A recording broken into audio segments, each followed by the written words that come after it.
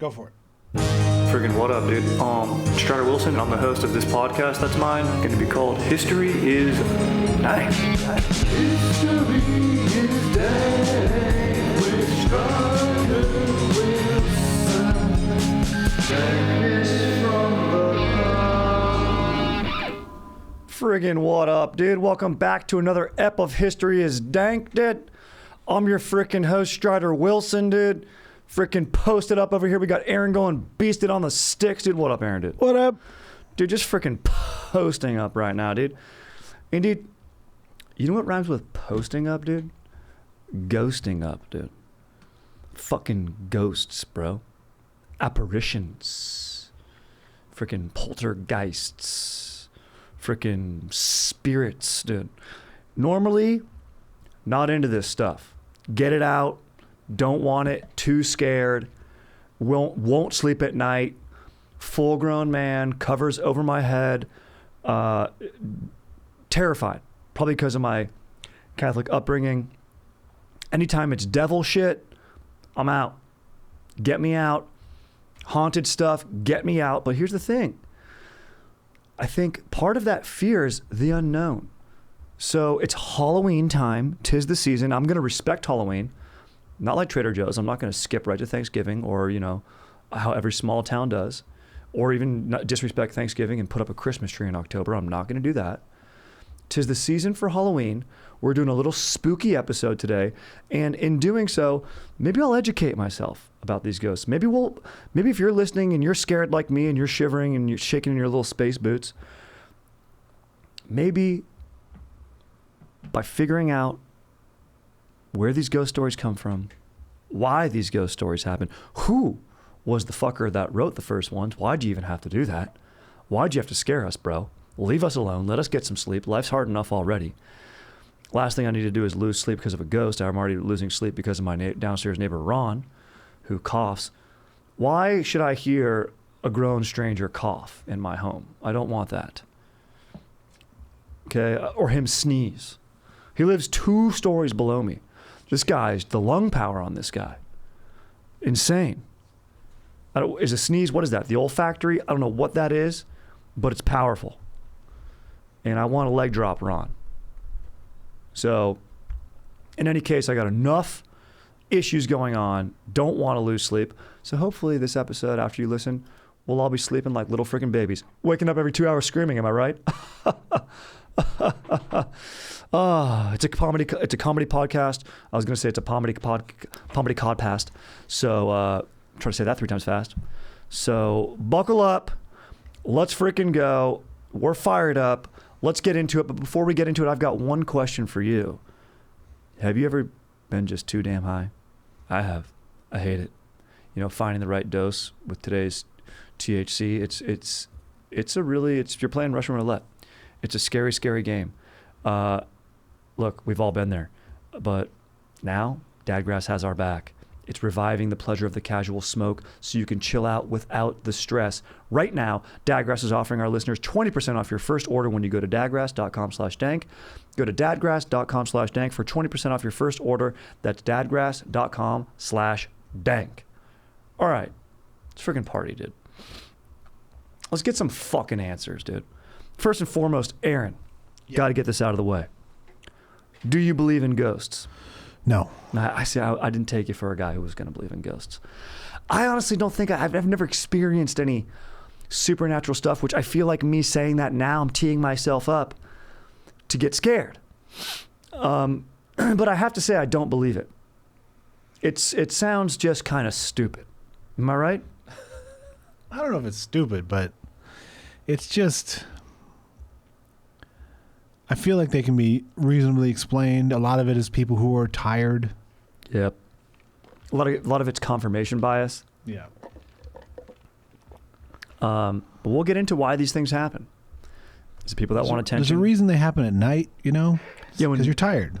And guess what? No one else is always around. It's never when 30 people are hanging out. It's never at the beginning of your shift. It's always right after it. Mm-hmm.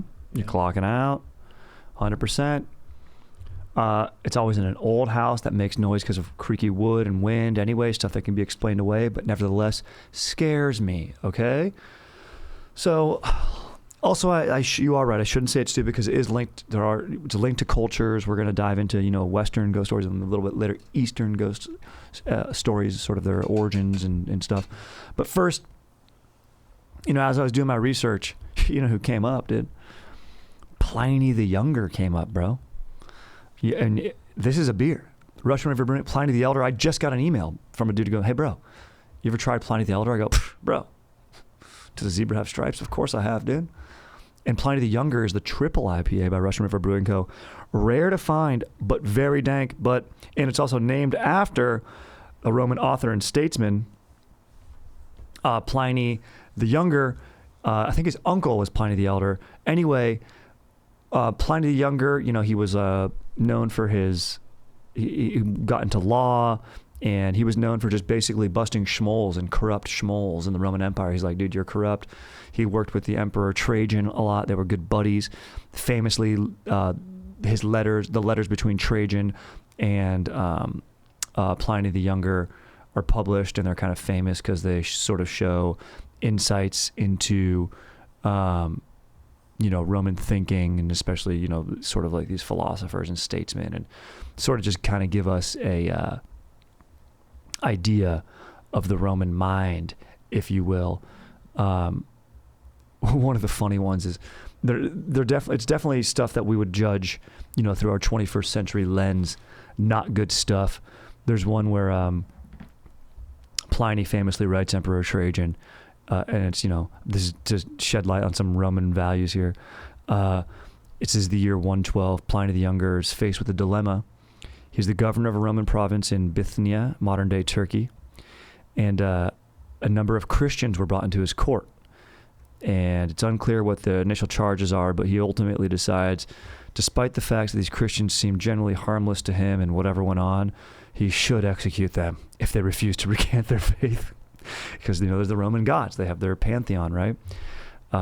Jupiter and Zeus and, Mars and I forget which god Mars is in Greece. Aries. Aaron, see, you're just being a beast like that. Let's go. So it's hilarious because it's just hilarious that Pliny the Younger is like, I wasn't sure if I should kill these Christians, but just to be safe, I did. And he writes his friend and emperor, and he goes, look, Trajan, man, you're an emperor, you're a ruler. What do you think? And then Trajan writes him back, and he's like, my friend, he's like, you made the right choice. He's like, I couldn't stand for something like that in my reign. Well done. Also, how are your goats doing? What else is going on? Do you need me to send you some wine? What up? Hilarious, dude. Are you peeing? Does it hurt when you pee? I just imagine it hurt when everyone peed in ancient times. Am I right? I'm only thinking this because there was the most jacked guy at the gym yesterday, and I was peeing next to him. Of course, I was like, guy, this jacked, dude. I wonder if he's got a small dink. Dude, he proceeded he was peeing, and dude, he was literally going, as if he was like squatting 400 pounds, peeing. The smallest little drizzle coming out. I was like, damn, dude. But hey, no pain, no gain, bro. No pain, no gain. Those lats, dude, it's got to hurt when you pee if you want lats like that, bro, apparently.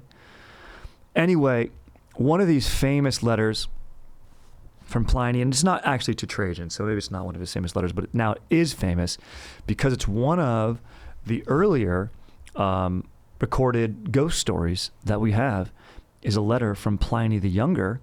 And, he's a reputable guy. Like I said, he's not one to make this shit up. He's civil law. He's achieved he was praetor, consul, a Roman consul, a Roman praetor. That's a high position. Basically, he's like, dude, his word was bond, bro. So he writes this quote unquote ghost story, or writes about a ghost story. And it goes as such. And so this is in Athens. So it's, Pliny the Younger's writing about it. But it takes place in Athens, Greece. And he says there was this spacious house in a region of poor fame. Okay, it's thought to be haunted. Supposedly, all the classic shit, right? Like this is going back. This letter is dated from the 1st and 2nd century Common Era, right? Goes back 2,200 years. Same shit that we see in our movies today. It was a house that was supposedly haunted. Strange noises could be heard at night. Iron striking against each other like chains. It sounded like rattling chains. Sound seemed to be far away, but gradually would get closer and closer. Then the ghost would appear. It would be an elderly, emaciated, disgusting man with long hair and beard. And the ghost moved and made rattling sounds, which were on his hands and feet. Okay, now pay attention to the description of these ghosts. This is oftentimes you'd hear, this is a ghost, think about A Christmas Carol, Dickens, Marley. When they appear, they have rattling chains. This is, hearkening back to Roman times. So this is very much a Western ghost. We'll hear about an Eastern ghost later. And the residents of this house go, fuck this shit, I'm out. And guess what? I would do the same thing, deuces. Aaron, if you heard rattling chains and you happened to see a creepy old dude who looked like, he'd wanted to pull his wiener outside and show it to you outside of a bank or something, would you like that? Would you still live in that house if you got better interest rates? Nah, I'm out of there. I'm out too, bro. I don't want that energy, dude. Get away. Okay? So it's this mystery of a possessed home. Common. Anyway, this guy, Aaron, he's not like you and me. He goes, guess what? This is a big-ass, nice-ass house. Just outside Athens, great view, major marketplace, Mediterranean climate. Let's fucking go. I'm going to scoop this puppy up. But before he does, he's kind of smart, and he's like, look, everyone leave. I'm going to sit outside the house at like a little desk with a pen and paper, and I'm going to record what's going on. So, Aaron, you're exactly right. No one's around, just him, and he's trying to stay up late and write. You ever try to do that? So that's a recipe for falling asleep, if I've ever heard one. So what happens? Night goes on, kind of quiet. Then, sure enough, he hears some noises in the distance. This guy's name, by the way, is Ethendorus. He looks up and he sees the ghost. The ghost looks at him, and then he does what's the most baller move of all time. This guy's a stoic, by the way. So he's at peace with this. He raises his hand as if to say, hey, hold on one second, bro. Hold on, dude. I don't got time to be scared right now, bro. Let me just write this note down of what you're doing real quick. Okay, so you're being terrifying right now? Okay, great. I'm going to write that shit down. Ghost gets, according to Ethendronus, whatever the hell this guy's name is, the philosopher here, he goes, yeah, dude, the ghost got pissed off and decided it was going to come closer to me because it was growing impatient. Finally, the philosopher is what I'm going to call him. I'm not going to keep trying to say this name. Sorry, guys. He gets up and he goes, all right, dude, I'm a researcher. I'm a philosopher. Dude, I'm a man of reason and logic. I'm going to follow this fucking ghost, dude. Okay, let's go. Where are you going, bro? Where are you going? He goes to this area in the yard. And when he gets to that area, the ghost disappears. And then the philosopher marks the guy, and he's a successful guy, wants to buy this place. He marks it. I'll figure this shit out. Go to sleep now. Goes to sleep, wakes up, and marks the shit with leaves and grass, whatever. Next day, digs it up, right? Asks locals, and he brings over some authorities at this point. He wants them to make, some notes and shit. And to everyone's surprise, which makes no sense, probably because this is, I guess, the origins of ghost stories here, but now that I've seen a million movies, this makes perfect sense. There's a buried skeleton there of a man in the ground, and guess what? He's got chains on him. Certainly probably tortured before his death. So this guy, he needed to be, and this is a common theme in ghost stories, what is it? Unfinished business. He needed a proper burial. Okay? So then they did that, and then that area was never haunted again, and the guy friggin' scooped it up for a dank-ass price. So for me, that's just a story of smart purchasing. Do your research is what I'm hearing there. And that's what a lot of these ghost stories are, Aaron. They're actually just using fear. There's also using love. There's using heroism. Greek tragedies are just described as, it doesn't have to be sad. It's just something that is moving emotionally. That's a tragic. Comedy is separately defined as laugh, humor, right? But tragedy is just supposed to invoke some sort of emotion, though humor is one. So a horror really is what this genre is here, this storytelling device. They're using devices and human emotion.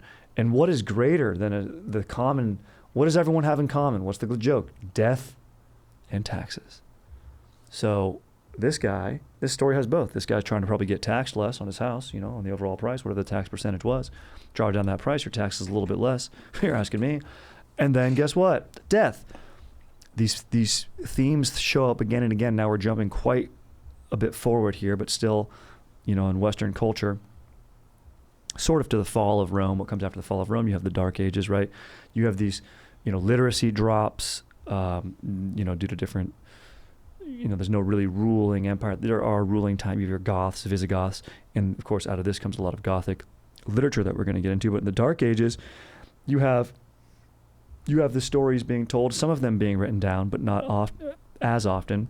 They're probably told throughout the beginning of the Dark Ages, but not recorded like until later when there was more writing and everything. Most writing was just copying down of like monks and shit, copying down Bible verses. But you also have ideas of hell and heaven and death. Like these are just ideas that are coming up. That's why you have, you have a story of Beowulf, the what is it called? The mead hall from Beowulf is supposedly, that's a haunted place. There's the fucking beast or whatever that Beowulf is going to slay. Like this is sort of a horror story, a Gothic tale. The famous story, The Exorcist, which I keep seeing. I think it should be illegal. I want to say this. I think it should be illegal to show trailers for The Exorcist, dude, in movies. I'm terrified, bro. I'm trying to go in and watch a fun movie like Oppenheimer, really fun movie, and I got to see an Exorcist trailer and get scared and lose sleep for the next half a year. It's not fair. And also The Exorcist 2 coming out, lame premise. Guess what it is? Same thing, just 2. Exactly. Yeah. 2 girls get possessed now. I'm like, dude, has there ever been a lazier script ever? And it's all based on this, what I just found out, a Julian Norwich book, The Shoeings. So about a girl possessed by the devil. So it's all derivative, bro. That's what I'm telling myself when I can't sleep at night. It's just derivative, bro. But the terrifying part is they say those are based on real events. But then you get into it and it's like, is this just bad cases of sleep apnea?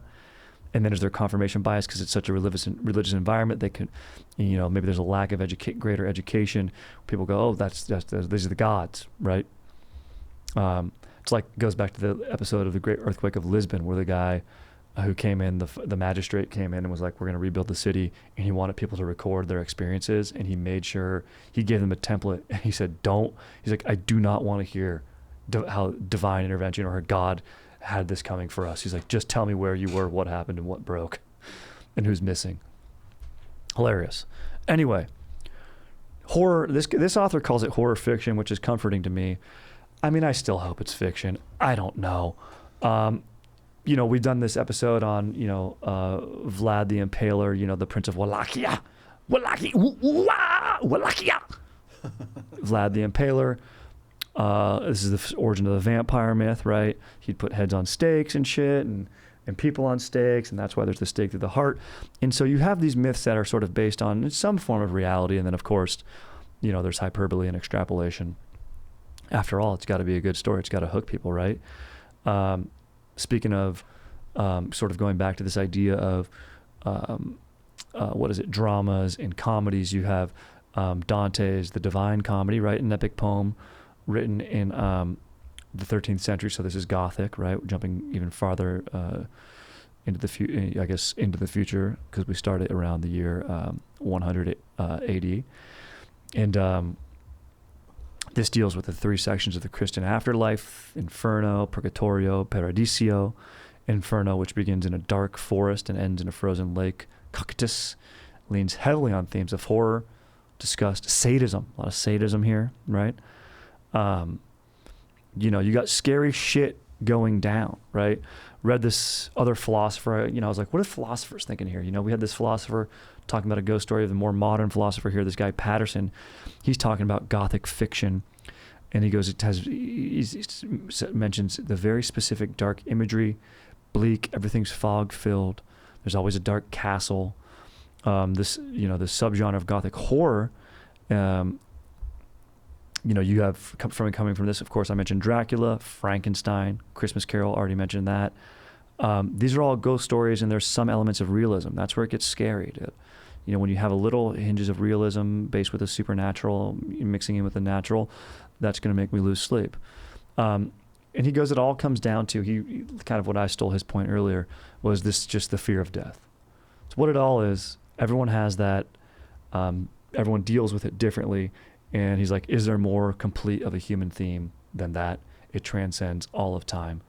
Modern people and ancient people both have the exact same fear. And he makes a great point. He goes, what about these movies, zombie movies? He goes, zombies, what is that? They represent death. What are they doing? They're coming at you. They never stop. They're unrelenting, just like death. So these are the themes that come over and over. Stuff happens while you sleep. Stuff happens while it's out of your control. So they're all just sort of, I guess, maybe somewhat coping mechanisms, often just serve entertainment, but also can serve, think about a dragon, the way it's described, fire and big and sharp teeth. If you're telling this to a kid and then they go see a lion or like an alligator, they're going to stay away from that. They're not going to go up and fucking try to put their hands in it. So these could be teaching tools as well, right? So in any case,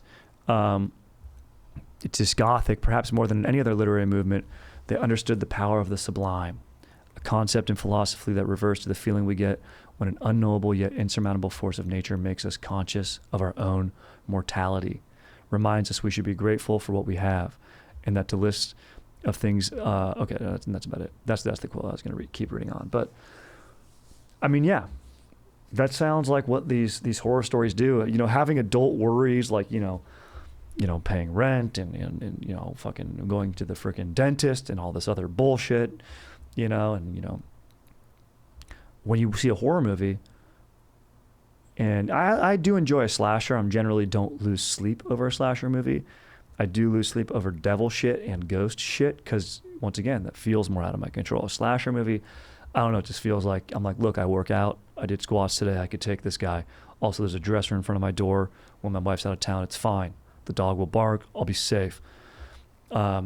But in reality, like, that is much more. The odds are more of just a random psychopath human coming in my house than a freaking ghost, dude, right?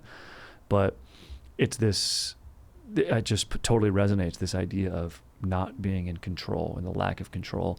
And death is something that's completely out of our control, for the most part, right? Unless you decide to freaking, I don't know, dude, freaking go paintballing naked, dude. Get your freaking dick shot off. And you'll die. You'll just die getting hit in the dick hard enough, dude. Do you think, Darren, you can get hit in the dick hard enough it'll kill you? I think it would. Oh, wait, what? Wait, what? Say again? If you got hit in the dick hard enough, do you think it would kill you? Yeah. Probably. You might just lose the will to live. You might just be like, dude, well, there's that, certainly. You might just be like, dude, I'm out. But I think you could. I think so, if too. If it pushed something up, I bet it could. Or straight up clogged a vessel or something. True. So, I mean, that's kind of the Western idea of these ghost stories. Now, let's dive in and see what the differences are in the East, in China, Japan especially. There are other, obviously other cultures in the East, but these are the two that I focused on in my research. Now, when you started and you said back at 100 AD, mm-hmm. Do you think all these came after Jesus and there were no ghosts before that? No, because like rising and shit. You know what they say? There's an article that says the oldest one is a Babylonian one. It's always Babylonian, isn't it? Yeah. There's always Babylonian shit going on, and that's like some of the oldest recorded tablatures we have. We did an episode on that famous story with Enkidu and the Emperor Gilgamesh, the Legend of Gilgamesh. Yeah. That's like a tale of how to be a king, right? There are ghost stories that go back to way back then, not as in great of detail, but there's stuff that harken to spirits and everything like that. So, I mean, look at The Exorcist. What is that? That's some sort of a cursed Babylonian thing. Yeah. Anytime you hear Babylon, dude, I'm out, bro. Okay? I'm done. So it's just too terrifying. But yeah, no, Aaron, I feel like these go back as far as, humans were painting on cave walls. Okay, yeah. It's got to go back as far as that. All right, yeah. On both sides of the earth, East and West. So let's get into the East here a little bit, but real quick, I got to just ask you one question. You ever just been too damn high? I have. I've been there. Like I said earlier, today's weed, sometimes it's a dangerous game, trying to find your right amount. Well, Dadgrass is arriving with the pleasure of a casual smoke so you can chill out without the stress, dude. And I'm fired up on that, dude. Okay, and also look, like I mentioned, people are feeling stressed lately. You're coming home from work. It's tough to transition from on to off after a long day at work. Dadgrass CBD joints, they can help you chill out gently, natural, okay? Staying present and grounded, no pesky side effects, no of this drinking or other meds, okay? This is natural stuff. Speaking of which, all Dadgrass products are federally legal for ages 18 and over, and it ships right to your door anywhere in the U.S., and it's TSA approved. So you know I'm taking these on boys trips. Every boys trip, and I go on 5 boys trips a month. 5 weekends a month, I'm on a boys trip. And let me tell you right now, the boys love when I'm handing out those pre-rolls. Dadgrass has other products, but I love the pre-rolls. They're ready to go. They're tasty. They're easy. They come in a sweet little packet too. Looks sick. Fired up on that. So whether you're looking for a new buzz or a chill way to enjoy an old favorite, Dadgrass will leave you in a euphoric mood. Right now, Dadgrass is offering our listeners 20% off your first order when you go to dadgrass.com/dank. Go to dadgrass.com/dank for 20% off your first order. That's dadgrass.com/dank. All right, dude. In the East, is it a similar story? Do we have this unfinished business? These souls that were done wrong? Are they often, in the West, it seems these ghost rappers, they're always terrorizing someone, right? There's one of the most famous ghost stories is the, what's it called? Henry VIII's wife, the lady that haunts the Tower of London. She was beheaded. I think Mary. I think it's partly plays into the Bloody Mary ghost story. Anne Boleyn. That's who it is. Anne Boleyn. Anne Boleyn. That's it. Anne Boleyn. Jesus, dude, I'm a dumbass, dude. Fucking Boylan, dude. I can't even speak words, dude. What's going on here, dude? I'm freaking just scared. It's because I'm scared, So she's executed, right? Didn't provide the male heir. Henry VIII wanted a new wife.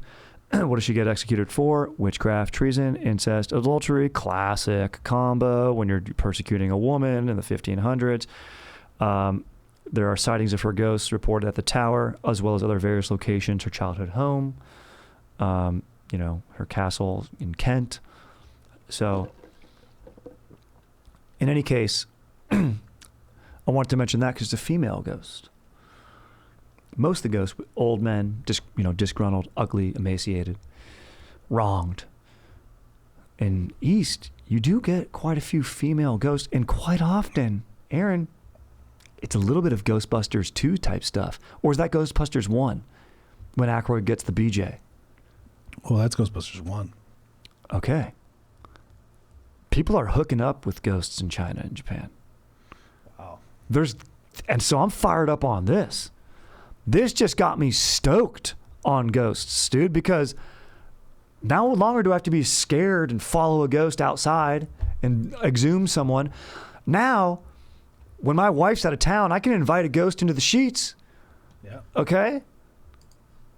And look, whatever happens, happens. There's nothing in our vows that said, supernatural play can't go down. I'll go down on a ghost. I will hook up with a ghost, dude, if it means that I'm going to get better sleep. On the butt. In a ghost's butt. I'll hold up, if there's a shackled ghost, I'll hold up the shackles. Whatever it is. Let's finish this business, dude. Make you come so you can go. Okay? That's all I'm trying to do. But you got this idea of the phantom heroine. Okay? Phantom heroine. There's Lao Tzu's, I'm saying that wrong, Record of the Strange. And this author that's talking about it here, once again, more professors. Intelligent people are talking about this shit, so I'm fired up on that. They're talking about this stuff. And the strange doesn't exactly limit to the supernatural, but part of it is supernatural. And what fascinates this professor and me as well, I got to say, is this emphasis on female ghosts. And a lot of times, sometimes ghosts aren't gendered. She made a great point, the classic thing being like the sheet over a ghost, like there's no gender here. But she goes on to say that in the Ming and in Qing dynasties, there's a veneration of love with great literature extolling the virtues of love, the power of love, and this idea that love can even bring the dead back to life. that how powerful it transcends death. I like these themes. I like what I'm hearing. So, and I like how it plays out, because in ghost stories, there's love and sex, okay? A living man boning a female ghost, let's go. Bringing her back to life, let's go. Though sometimes the act would kill the man. That's fine. You got to make sacrifices. This is love, okay? Sometimes the female ghost even has a living child.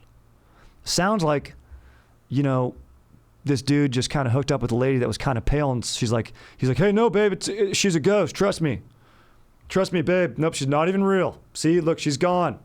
That's why the ghost is always like hiding in the closet. The wife comes home. So she goes on to say there's a distinction between ghost lore and that of the 17th century, you know, maybe in the West. There's not as much vengeance going on as in, you know, fixing an injustice or something like that, or a perceived problem as maybe such as rectifying an improper burial or a bad death, like was what happened in Pliny the Younger story. You know, sometimes she would go on to say, you know, these female ghosts aren't just one note. They're not just horny here to hang out. You know, it's not male dominated. A lot of times it has to do with, well, some of it is patriarchy. Like if a unmarried woman dies, then that's also considered a bad death, and she might become a ghost. There's other anomalies. But a lot of them go along the lines of, you know, there's patrilineal system that women belong to, right, in their families. So maybe my point was not right when I was saying that it's, you know, it pretty much is dominated. These stories are dominated by men. But, you know, this is how things were in the past. I mean, that's just kind of how it always was, right? It doesn't, you know, hey, as time passes on, hopefully we also progress.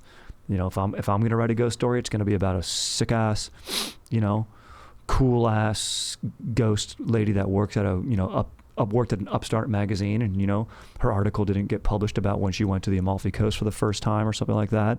And now she's going to meet a hip new guy who's a little bit eerie, a little bit dark.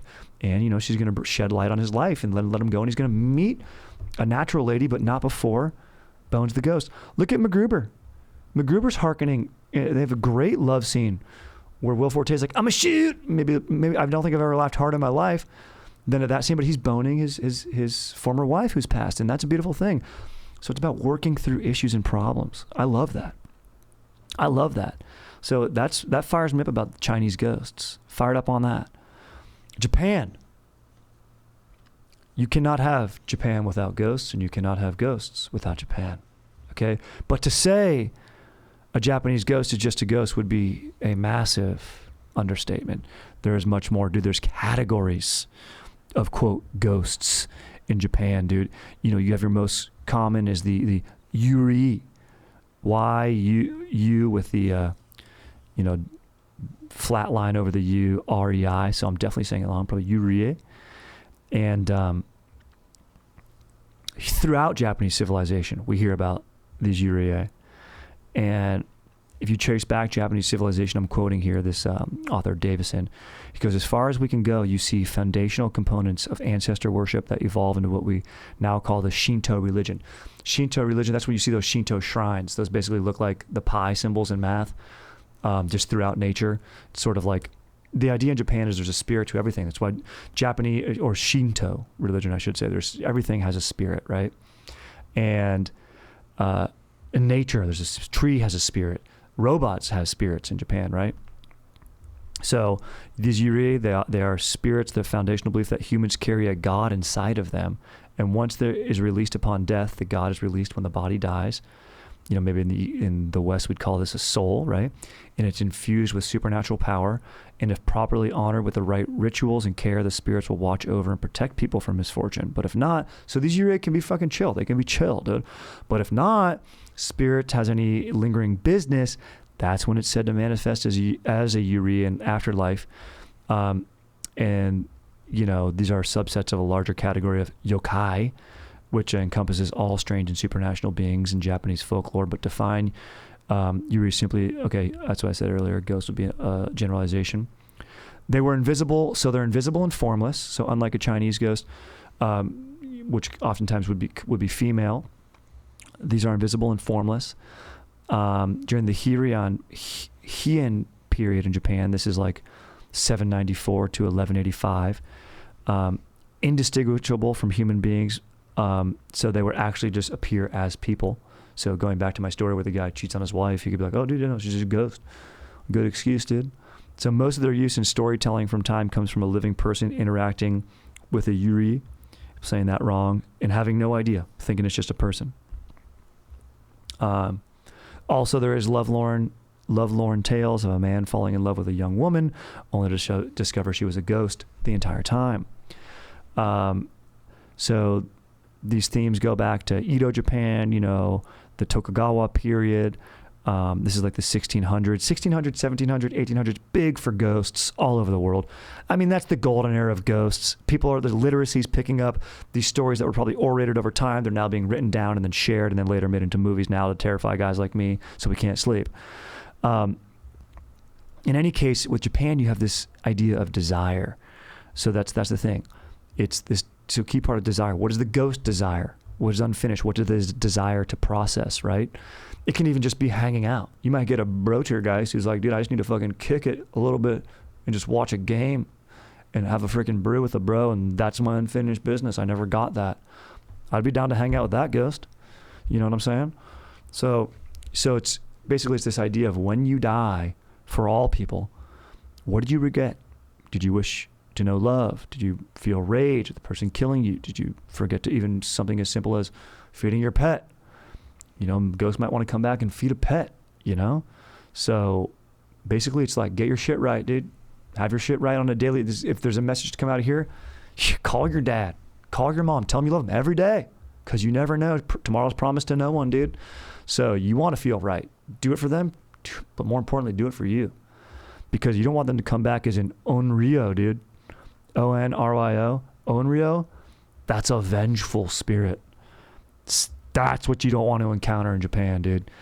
Most powerful creature on the planet. In ancient times, natural disasters were explained as an onryo's wrath. Tidal wave comes in, fucking onryo. Wildfire, fucking onryo, dude. Fucking earthquake, fucking onryo. Fucking flood, dude, fucking onryo, dude. So look out. Limitless powers. Lightning striking in the middle of an imperial palace. Onryo, bro. Right? Female orgasm. Onryo. Kidding, dude. That's real. So pacification depends on purpose. There's some Shinto rituals that you can do, but rituals scare me more. People who perform these rituals, bad hangout, wrong energy, don't want any part of it. So I'm going to subscribe to, after this pod and my research is, I'm going to subscribe to, Chinese ghosts are my favorite. Of course, from here you get, this makes sense. Like you have the Korean water ghost, the little girl with the black hair. This comes down to like most onryos show up as like that. They often have shaggy hair, no feet to indicate they're a ghost. Like a floating world, you have this idea of I forget what they call the floating world in, these Bushido, I think like Japanese plays. No, kabuki theater, sorry. Kabuki theater is the word I'm looking for. You have this idea of a floating world. There's a whole, that's this idea of the upside down in Netflix. That's Eastern philosophy and sort of supernatural lore that's being channeled there. So, but you also have, The Ring, one of the most terrifying movies I've ever seen. Young girl Soraya in that movie, one of the most terrifying names I've ever heard. Guaranteed if you have a kid and you name her Soraya, that's going to be a ghost. Also, I'm convinced every little girl, Aaron, I'm sorry to say this, any little girl wearing a dress that's dressed up for a holiday, that's a ghost. Yep. That's a ghost to me. Sorry. Any little kids in dress clothes, you're ghosts. That's just a fact. Little kids in dress clothes, you're a ghost. So get that away from me. If you see someone with disheveled hair and no feet floating around in a dress, that's probably an onryo. Go the other way. In any case, get right with yourself, get right with those around you.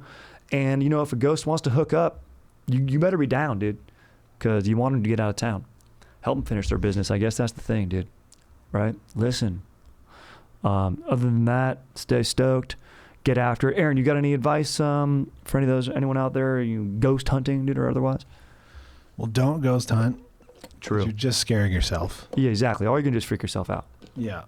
and definitely, bone a ghost. I mean, it's consequence free. Yeah, exactly. Get it? It's totally consequence free. Totally. Also, if you're looking to purchase a home with my new wife, we're going to be on the housing market soon. We're dabbling. We're starting to look. Prices are outrageous in California, so we can't doing anything but look is terrifying. But if we found a nice little property and hopefully it was haunted, I'd go over there and bone or get boned by a ghost. I don't care. Give me that better rate. So, yeah. Great call, Aaron. Fired up, guys. Stay freaking stoked. Get after it. Call your moms. That's what it's all about. Pin your dads. That's what it's all about. It's basically a hug with a 3 count. It's what pinning your dad is. He pins me on Thanksgiving. He's in his upper 70s, but he moves well laterally, so I still have yet to pin him. But anyway, stay freaking stoked. We'll catch you on the next ep. Questions, comments, suggestions, stratablesandtrends@gmail.com, and check out the Patreon. Leave a review. It always helps. Freaking lit.